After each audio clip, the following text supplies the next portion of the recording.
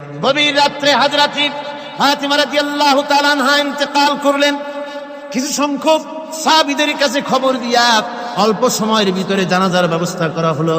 হযরত আবু যর গিফারী রাদিয়াল্লাহু তাআলা আনহু কবরের ভিতরে নেমে গেলেন। কবরের ভিতরে নেমে গিয়া হযরত আবু যর বলেন, রে কবর, তোর ভিতরে আজকে কাকে রাখবো, তুই কি তা জানিস নাকি? কোনো জবাব আসে না। হযরত আবু যর বলেন, কবর রে, তোর ভিতরে আজকে যাকে রাখবো তিনি হতেছেন হযরত ইমাম হাসান হোসেনের মা। বেহেশতের সমস্ত জওয়ানদের সরদার হবেন যারা, সেই দুইজনের মা তোর ভিতরে রাখবো, খবরদার বেয়াদবি করবি না। কোনো জবাব না পেয়ে হযরত আবু যর বলেন, ওগো কবরের মাটি, তোর ভিতরে কাকে রাখবো কি জানিস? আসাদুল্লাহিল গালিব, দুনিয়ার সমস্ত কাফেরদের বিরুদ্ধে আল্লাহ রাব্বুল আলামিন যাকে বাঘ বানিয়ে পাঠালেন, সেই হযরতে আলী, তার স্ত্রী রেখে যাব, খবরদার বেয়াদবি করবি না। কোনো জবাব আসে না। হযরতে আবু যর বলেন, কবরের মাটি, তোর ভিতরে যাকে রাখবো তিনি হলেন খাতুনে জান্নাত, বেহেশতের সমস্ত মহিলাদের সরদারিনী হবেন যে ফাতেমা, তারে রেখে যাব, তোর ভিতরে খবরদার কোনো বেয়াদবি করবি না। আবার হযরতে আবু যর বলেন, কবরের মাটি, তোর ভিতরে কারে রাখবো কি জানিস? তোর ভিতরে আজকে যাকে রেখে যেতেছি তিনি হলেন আখেরি জামানার পয়গম্বর বিশ্বনবী জনাবে মুহাম্মদ রাসূলুল্লাহ সাল্লাল্লাহু আলাইহি ওয়াসাল্লামের কলিজার টুকরা মা ফাতেমাকে তোর ভিতরে রাখবো, খবরদার কবরের মাটি বেয়াদবি করবি না। কিতাবে এসেছে হযরত আবু যরকে বাড়ি শুনতে পেলেন, আওয়াজ এলো, কে যেন বলতেছে, রে আবু যর, আমি ফাতেমা কি চিনি না, হাসান হোসেনের মা কি চিনি না, আলীর স্ত্রী চিনি না, রাসূলের মেয়ে মা ফাতেমা কি চিনি না। আমল যদি ভালো হয় আমার ভিতরে, আমল ভালো নিয়ে যে আসবে শান্তিতে থাকবে, আর আমল যদি খারাপ হয় আমার ভিতরে, তার অবস্থা চূড়ান্ত হয়ে যাবে। আমার ভাইরা, আমার বন্ধুগণ, আমলের উপরে ভিত্তি করে কিয়ামতের দিন নাজাত হবে। আমল যদি খারাপ হয়ে যায়, কিয়ামতের দিন কেউ তাকে বাঁচাতে পারবে না। এই জন্য কিয়ামতের ময়দানে, হাসরের দিনে আল্লাহর হাবিব জনাবে মুহাম্মদ রাসূলুল্লাহ সাল্লাল্লাহু আলাইহি ওয়াসাল্লাম সিজদায় পড়ে কাঁদতে থাকবেন। আল্লাহ রাব্বুল আলামিন বলেন, হাবিব রে, আপনি কাঁদেন কেন? আজকে তো আপনার কাঁদার দিন না। আমি আপনাকে মাকামে মাহমুদ দান করেছি, আমি আপনাকে কাউসার দান করেছি। আপনার আজকে সম্মানের দিন, মর্যাদার দিন, কাঁদেন কেন? আল্লাহর হাবিব বলবেন, রব্বুল আলামিন, মাকামে মাহমুদ পেয়েছি, কাউসার পেয়েছি, কান্দি এই জন্য আমি দেখতে পাচ্ছি আবার সামনে দিয়া ফেরেশতারা আমার উম্মতগুলি জাহান্নামের দিকে নিয়ে যায়। আল্লাহ রাব্বুল আলামিন বলবেন, ওগো আমার হাবিব, আমি আপনাকে ক্ষমতা দিলাম, আপনার জান্নাতি উম্মতগুলি আপনি বেছে নেন। আল্লাহর হাবিব তার জান্নাতের উম্মতগুলি বাঁচতে থাকবেন। হযরত আয়েশা বলেন, ইয়া রাসূলুল্লাহ, কিয়ামতের ময়দানে লক্ষ কোটি কোটি মানুষের ভিতরে আপনার জান্নাতি উম্মত আপনি চিনবেন কি করে? হুজুর বলেন, আয়েশা, কোন একটি ঘোড়ার কপাল যদি থাকে সাদা, এই সাদা কপালওয়ালা ঘোড়াটা যদি অসংখ্য ঘোড়ার ভিতরে যদি হারিয়ে যায়, তাহলে সাদা কপালওয়ালা ঘোড়ার মালিক তার ঘোড়াকে পাবে কিনা বলো? হযরত আয়েশা বলেন, হুজুর, অনায়াসে পাবে। আল্লাহ রাব্বুল আলামিনের হাবিব বলেন, আয়েশা রে, কিয়ামতের ময়দানে আমার যেই উম্মতেরা নামাজি ছিল, দিনদার ছিল, পরেজগার ছিল, দুনিয়ার বুকে ঈমান নিয়ে যারা চলাফেরা করেছে, আমার দিন কায়েমের, আল্লাহর দ্বীনের জন্য যারা কাজ করেছে, ওদের চেহারা নূর চমকাতে থাকবে, ঈমানের নূর কিয়ামতের দিন চমকাতে থাকবে। সেই ঈমানের নূর দেখে দেখে আমি আমার জান্নাতি উম্মতগুলি আমি বেছে নেব।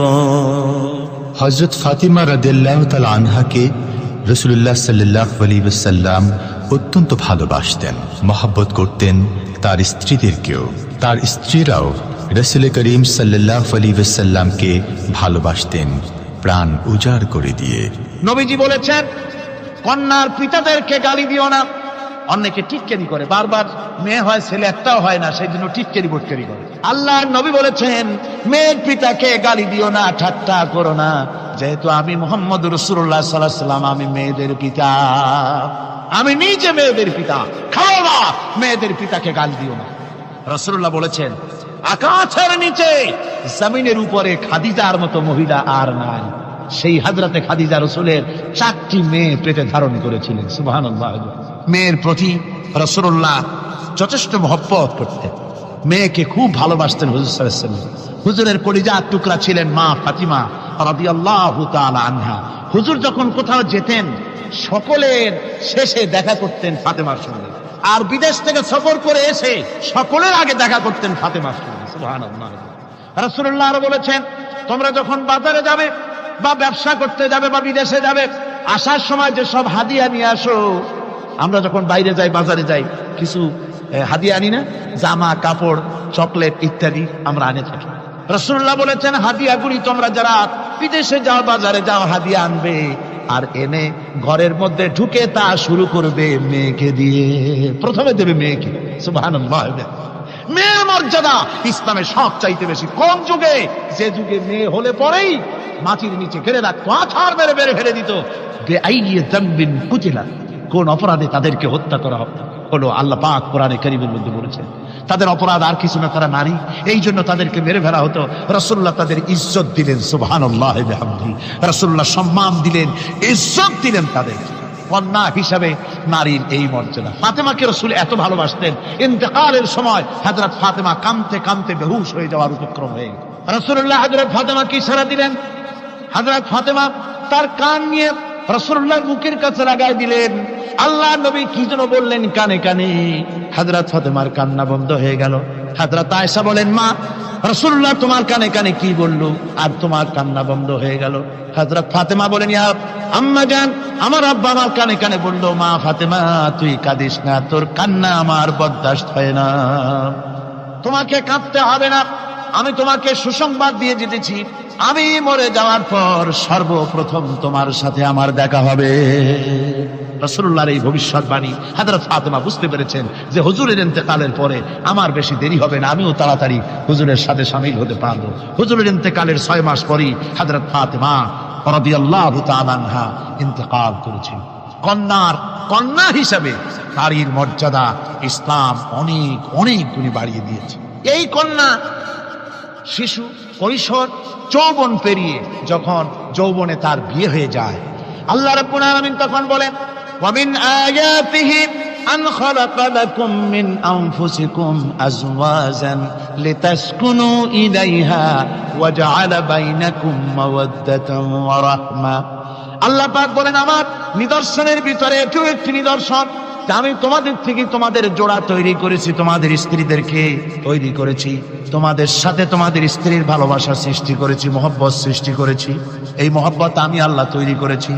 আর যখন বুড়ো হয়ে যায় মানুষ, স্বামী স্ত্রী যখন বুড়ার বুড়ি হয়, তখন আর ভালোবাসা থাকে না, তখন ওই ভালোবাসা সহৃদয়তার করুণায় আমি আল্লাহ পরিণত করে দেই। বুড়ার জন্য তখন বুড়ি ছাড়া আর উপায় নাই, বুড়িরও আর বুড়া ছাড়া উপায় নাই। তখন ভালোবাসা কোনো বিশেষ কোনো অক্ষণীয় ভালোবাসা নয়, তখন একের উপরে অন্য একদম নির্ভরশীল হয়ে পড়ে। আল্লাহ পাক বলেন, এই অবস্থা আমি আল্লাহ সৃষ্টি করে দেই। সুবহানাল্লাহ। স্ত্রীকে রাসূলুল্লাহ কত ভালোবাসতেন। আল্লাহ নবী বলেছেন, আমার কাছে 3টা জিনিস প্রিয়, একটা হচ্ছে সুগন্ধি, একটা হচ্ছে নামাজ, আরেকটা হচ্ছে স্ত্রী। সুবহানাল্লাহ। স্ত্রী আমার কাছে প্রিয়। হুজুর বলেছেন, তোমাদের মধ্যে সেই ব্যক্তি উত্তম যে ব্যক্তি তার স্ত্রীর কাছে উত্তম। আমি আমার স্ত্রীদের কাছে উত্তম ব্যক্তি। সুবহানাল্লাহ। রাসূলুল্লাহ স্ত্রীকে কত ভালোবাসতেন। বিশ্বনবী রাজনৈতিক কর্মকাণ্ড চালাচ্ছেন, যুদ্ধের দামামা বাজতেছে, চতুর্দিকে কত অশান্তি, সবকিছু চলছে, স্ত্রীর হক আদায় করতে ভুলে যাননি। রাতের বেলায় হযরত আয়েশার বয়স কম, তাকে নিয়ে রাসূলুল্লাহ একটু সুযোগ পেয়েছেন, বলছেন, আয়েশা সব তো ঘুমিয়ে, চলো আমরা একটু দৌড়াই। ওই যে দূরে একটা জিনিস দেখা যায়, দৌড় দাও, দেখি কি আগে যায়। দুজনে দৌড় প্রতিযোগিতা করলেন। দৌড় প্রতিযোগিতায় হযরত আয়েশা ফার্স্ট হলেন, হুজুর পিছনে পড়ে গেলেন। হযরত আয়েশা খুব আনন্দ করলেন যে আপনি কিন্তু আমার সাথে দৌড়ে পারলেন। পরবর্তী কিছু কাল যাওয়ার পর হযরত আয়েশা বলেন, হুজুর আজকে আবার বললেন যে চলো আয়েশা একটু দৌড়াই। হযরত আয়েশা বলছেন যে সেদিনের তুলনায় আমার শরীর একটু, আমি মুটিয়ে গেছি, শরীরটি স্থূল হয়েছে, আমি আজকে দৌড়ালাম কিন্তু পারলাম না। রাসূল আগে চলে গেলেন, আমি হাঁপাতে হাঁপাতে যখন হুজুরের কাছে চলে গেছি, হুজুর তখন মুস্কি হেসে আমাকে বললেন, আয়েশা ওই সেই দিনের জবাব আজকে দিয়া দিলাম। সুবহানাল্লাহ বিহামদিহি, সুবহানাল্লাহ বিহামদিহি। বিশ্ব নবী কত বড় আদর্শ বিশ্ব মানবতার জন্য। তিনি বলেছেন, আরাফাতের ময়দানে রাসূলুল্লাহ বলেছেন, তোমরা যেমন পড়বে তোমার স্ত্রীদেরকে তেমন পড়াবে, তোমরা যেমন খাবে তোমার স্ত্রীদেরকে তেমন খাওয়াবে, স্ট্যান্ডার্ড মেনটেন করবে। তুমি ভালো দামের কাপড় পরবে, স্ত্রীকে খারাপ দিবে তা নয়। অধিকার দুজনেরই সমান, স্বামী এবং স্ত্রী সমান অধিকার। কিন্তু আমরা তা বুঝতে পারি না, বুঝতে চাই না। আমরা অনেকে মনে করেছি বিয়ে যখন করছি তখন আমি তো নওয়াবজাদা নসরুল্লাহ খান, আর বউ তো কেনা দাসী না। সে কিন্তু দাসী না, তার মর্যাদা আছে, তার সম্মান আছে। তার সম্মান আপনাকে দিতে হবে। রাসূলুল্লাহ দিয়েছে, আপনাকেও দিতে হবে। রান্না বান্না হতে দেরি হয়, কত গালাগালি শুনতে হয় নারীকে।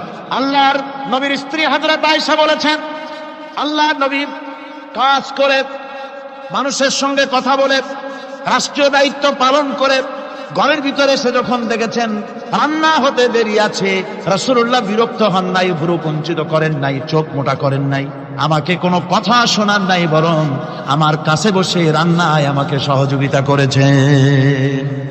সুবহানাল্লাহ বিহামদি। এই হলো আল্লাহর রাসূল, এই হলো বিশ্ব নবী। স্ত্রীর সঙ্গে কি মহব্বত! সুবহানাল্লাহ। হুজুর মহব্বত করতেন স্ত্রীদেরকে।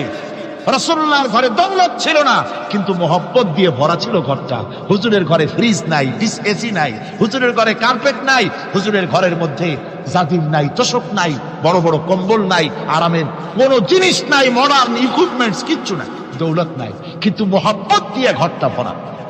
হযরত আয়েশা বলেছেন, আমি পানি পান করে, যখন আমি পানি পান করে গ্লাস রেখে দিতাম, আল্লাহর নবী তখন গ্লাসের সেই জায়গায় ঠোঁট লাগাতেন যেখানে আমি ঠোঁট লাগাইয়া পানি পান করেছি।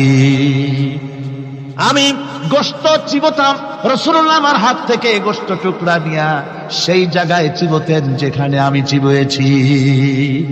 সুবহানাল্লাহ।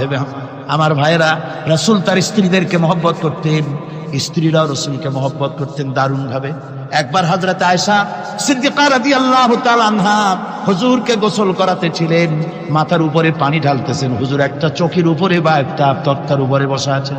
গোসলের পানির ভিতরে রাসূলুল্লাহ দেখতে পেলেন রক্তের মতো কি যেন প্রবাহিত হয়ে যাচ্ছে। হুজুর জিজ্ঞেস করেন, আয়েশা রে, পানির ভিতরে রক্তের মতো কি দেখা যায়? হযরত আয়েশা বলেন, হুজুর আপনি যখন বসেছিলেন অসতর্ক মুহূর্তে তক্তার নিচে আমার একটা আঙ্গুল পড়েছিল পায়ে, আঙ্গুলটা ফেটে বোধহয় রক্ত বেরোতেছে। রাসূলুল্লাহ তাড়াতাড়ি করে উঠলেন আর ওই আঙ্গুলকে ব্যান্ডেজ করে দিলেন। রাসূলুল্লাহ বললেন, আয়েশা রে, আঙ্গুল ফেটে গেছে, একটু আহাহু পর্যন্ত করলে না, এতক্ষণ তুমি কষ্ট করলে কেন? হযরত আয়েশা বলেন, ইয়া রাসূলুল্লাহ, ওটা তো একটা পায়ের আঙ্গুল।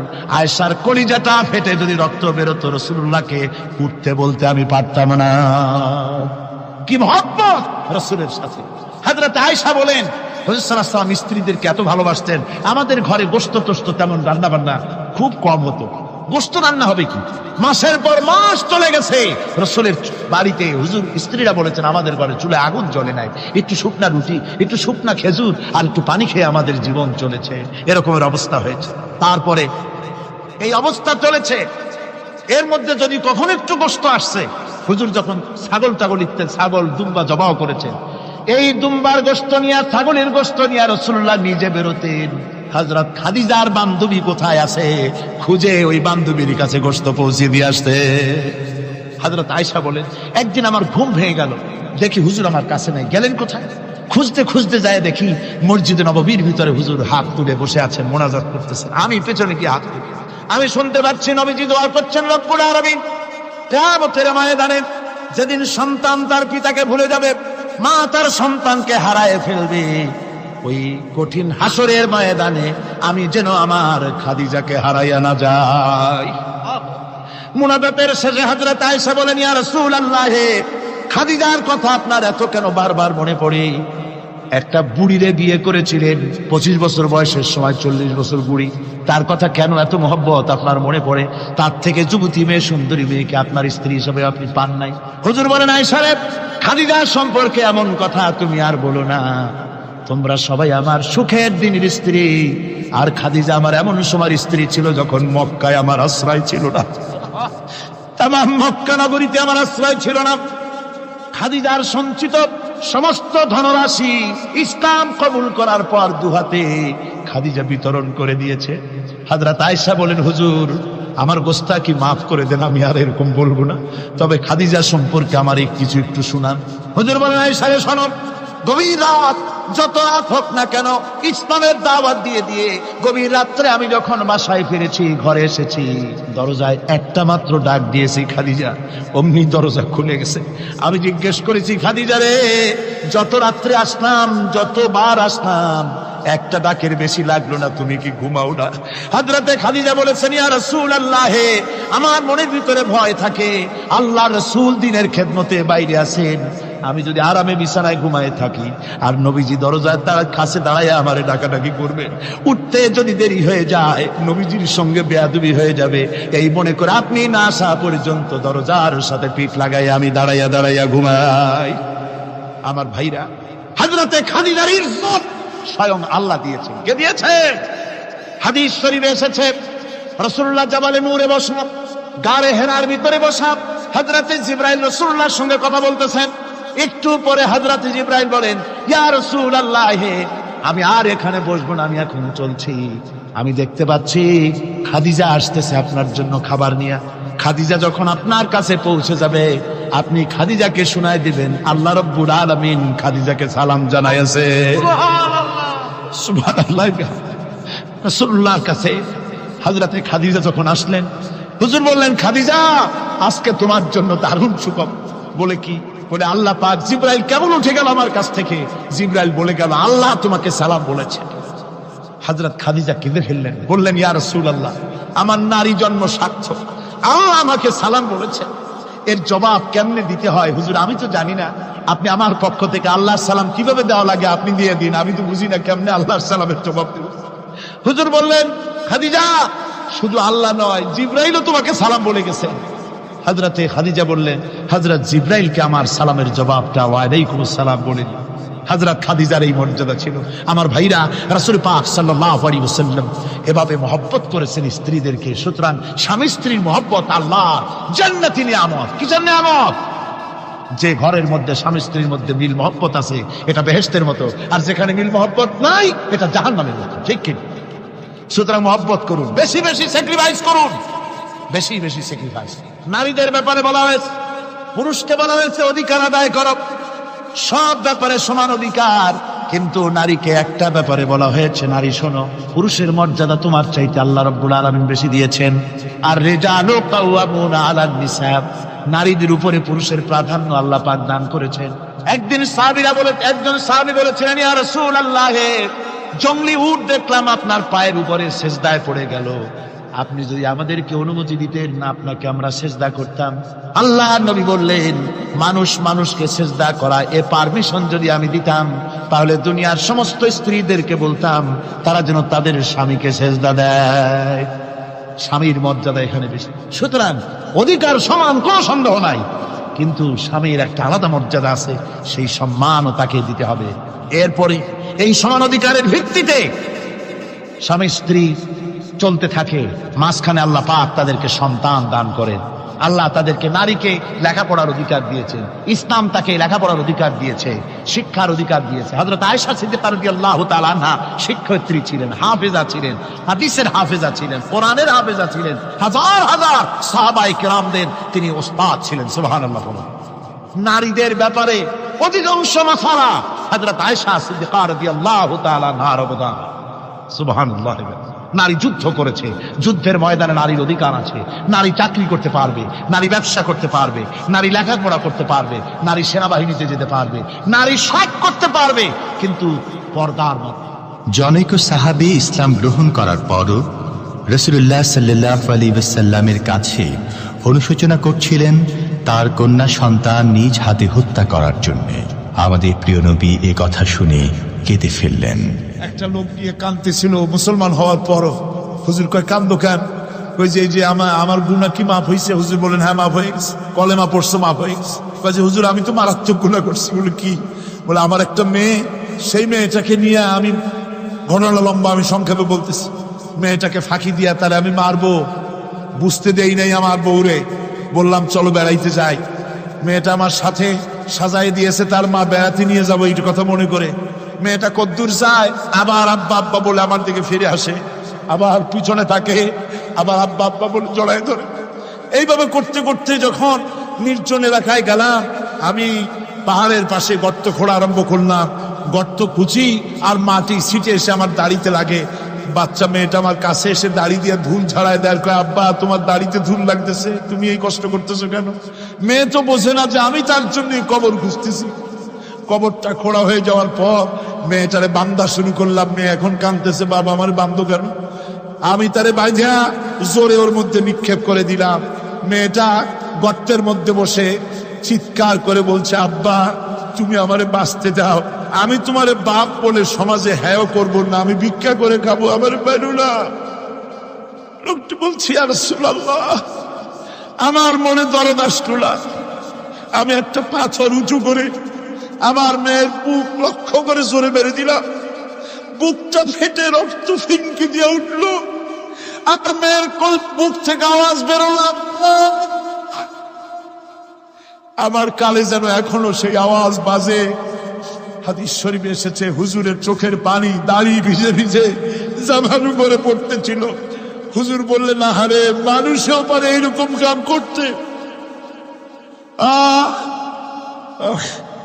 পৃথিবীতে নারীর যখন কোনো সম্মান ছিল না, মর্যাদা ছিল না, সেই সময় আমার রাসূল, আমার বিশ্বনবী নারীদেরকে সম্মানের হাত ধরে গর্তের ভিতর থেকে উঠাইয়া রানীর সিংহাসনে বসায় দিলেন। সুবহানাল্লাহ, মায়ের মর্যাদা দিয়ে দিলেন। সুবহানাল্লাহ, নারীরা আমাদের মায়ের জাত। নারীরা আমার কি এর জাত? মায়ের জাত। আমার মা বোনেরা, তোমাদের সম্মান কত তোমরা জানো না। আমরা পুরুষ, আমাদের পায়ের তলে জুতা, আর তোমরা আমাদের মায়ের জাত। তোমরা নারী, তোমাদের পায়ের তলে আল্লাহর জান্নাত, আল্লাহর বেহেশতটা তোমাদের পায়ের তলে। এই সম্মান আল্লাহ তোমাদের দিয়েছে, নবী দিয়েছে। সুবহানাল্লাহ কর। ভাইরা আমার, অধিকার ইসলাম দিয়েছে। বিবাহ যখন হয়, এই বিবাহের সময় এজেন আনতে হয়। আর বিবাহ হচ্ছে বিবাহ বৈঠক। এজেন আনার জন্য ওই যে কি জানি কয়, ম্যারেজ রেজিস্ট্রার বা মৌলবি সাহেব, কার অনুমতি আগে না? বলেন কার অনুমতি? তাহলে অধিকার ইসলাম পুরুষে দিল না মেয়ে লোকের দিল? আগে মেয়ে লোকের কাছে যাও, মেয়েটাকে জিজ্ঞেস করো সেই বিবাহে রাজি আছে কিনা। সুবহানাল্লাহ পড়ে, এই বিবাহে রাজি আছে কিনা জিজ্ঞেস করো, তার অধিকারই বেশি। এরপরে এই বিবাহে করার ব্যাপারে কত বৈষম্য। আজ বিবাহ করতে গেলে যৌতুকের প্রথা এসেছে। রাসূলুল্লাহ যৌতুক দিয়েছিলেন, ওটা যৌতুক না, ওটা উপহার, ওটা হাদিয়া। রাসূলুল্লাহ তোহফা দিয়েছিলেন হুজুরের জামাই। সুবহানাল্লাহ, কি জামাই! এক জামাই তো জিন্নুর আইন, যাকে ফেরেশতারা পর্যন্ত লজ্জা করতো যারে দেখে, হযরত উসমান রাদিয়াল্লাহু তাআলা আনহু। আর একজন হযরত আলী কাররামাল্লাহু ওয়াজহাহু। হযরত আলী, যার সম্পর্কে রাসূল পাক সাল্লাল্লাহু আলাইহি ওয়াসাল্লাম যাকে কত সম্মান দিয়েছেন, কত মর্যাদা দিয়েছেন, এই হলো হযরত আলী হুজুরের জামাই। আনা মদিনাতুল ইলম ওয়া আলী